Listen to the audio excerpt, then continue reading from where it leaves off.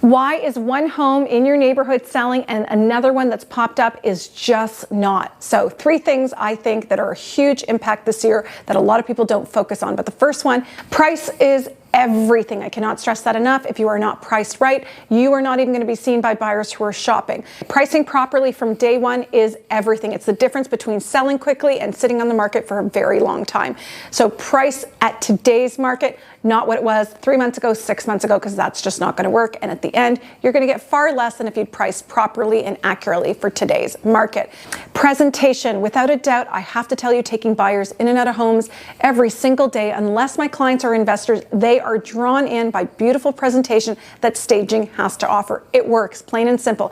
You walk through a home that's priced well, or maybe slightly above, but you might still have interest if it's beautifully staged and pulls at the heartstrings. So I'm going to say pricing, super important, presentation, equally important to keep a buyer engaged from the moment they walk through the door. The last thing I think really heavily impacts why something will sell versus not sell is location. And I mean location in terms of location within the community. Is some home backing onto train tracks? Is it backing onto a reverse ravine? Is it beside the pond?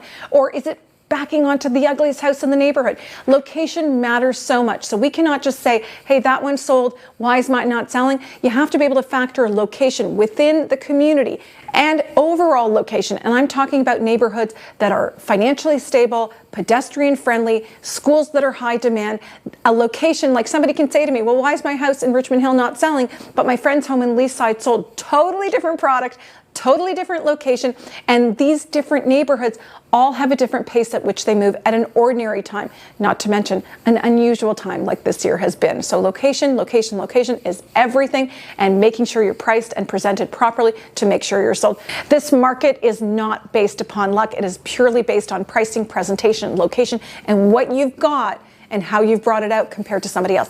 And timing is the cherry on top. I'm going to tell you, with everything else I talked about, I didn't talk about timing, but timing is so crucial.